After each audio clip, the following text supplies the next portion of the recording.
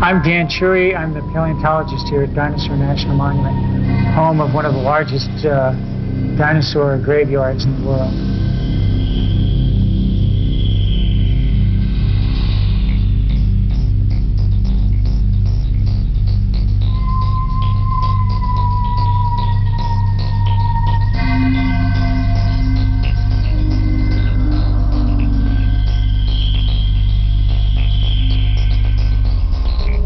The quarry, which you can see a small part behind me, was discovered in 1909 by Earl Douglas, who was then working for the Carnegie Museum.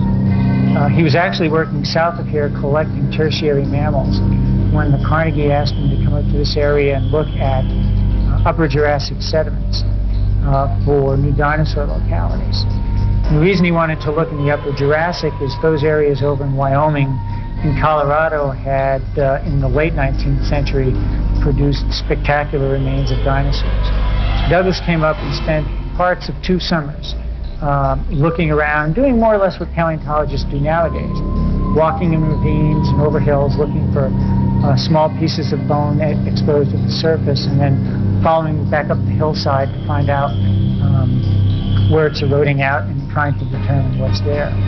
And in August of 1909, he came up to the top of a hill, and there, exposed on the side of the sandstone, was 8 tail vertebrae of a very large brontosaur dinosaur, and they had eroded such that you would almost, and if you look at the discovery photograph, it almost looks as though somebody had done some preparation on them. They were really nicely exposed. It was clearly dinosaur, it was clearly big, and they were articulated. They were touching one another just as they did when the animal was alive, and it was plunging down into the ground.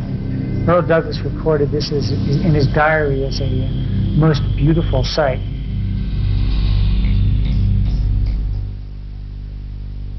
It's hard to say exactly which discoveries are the most exciting at Dinosaur.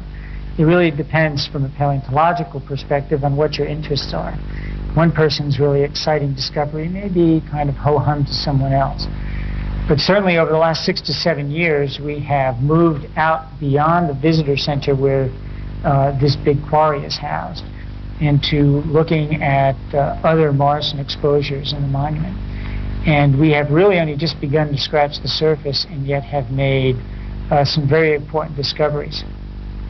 For example, we have found areas where there are significant pond and shallow water lake deposits. And in there we've been finding fossils of the contemporaries of the dinosaurs that are not preserved here in the big quarry. For example, frogs, salamanders, many different kinds of mammals, lizards, turtles, small crocodilians, all kinds of things. And that's really giving us a better understanding of the complexity of the Morrison community, as well as how intricate the food web was. And then most recently, within the last 6 months, a specimen we collected last summer turned out to be the remains of a hatchling dinosaur, and this specimen probably is no more than 9 inches in length and represents something that died probably very soon after hatching from the egg.